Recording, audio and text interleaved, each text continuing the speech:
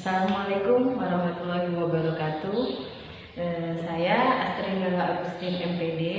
Di sini saya akan memberikan beberapa tips bagaimana belajar di masa pandemi di rumah.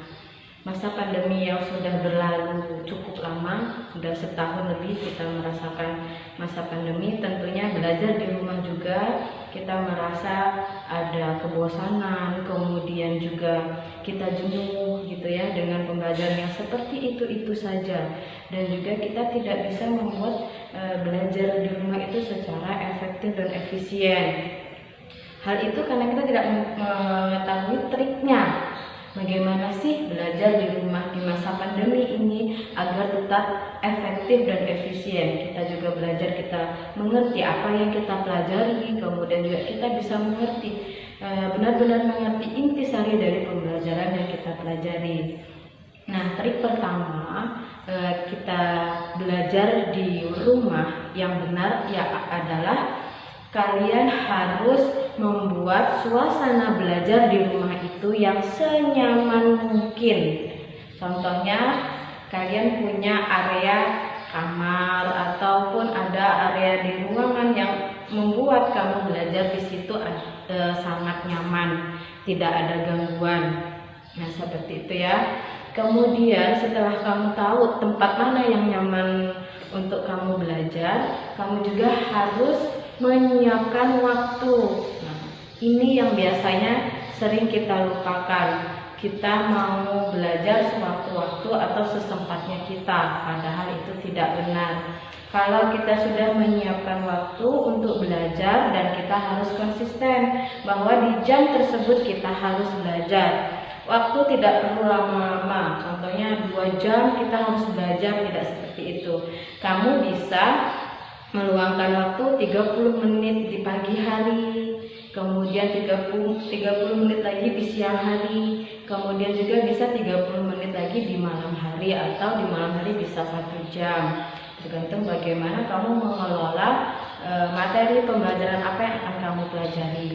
Jadi kamu harus konsisten. Contoh, di waktu pagi, kalau seandainya jam 8 sampai jam 10 kamu membantu orang tuamu, kamu bisa mengambil waktu setelah sholat subuh.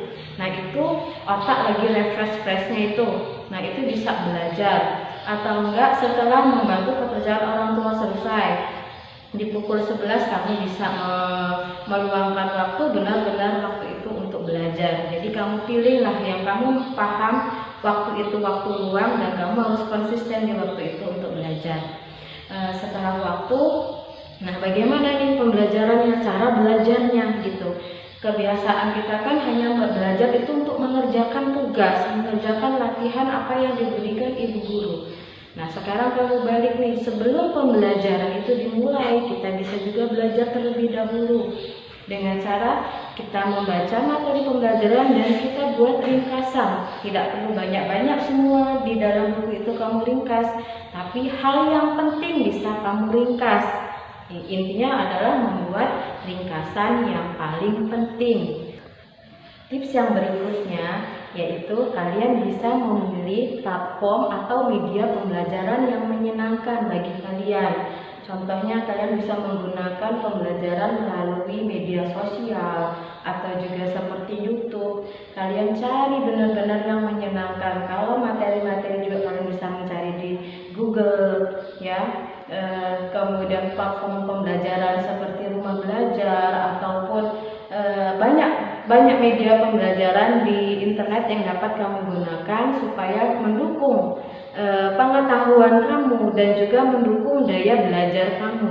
Kamu dengan media yang banyak, dengan media yang menyenangkan, dengan pembelajaran yang bersifat universal, kamu akan lebih banyak pengetahuan, juga akan lebih kreatif dalam belajar.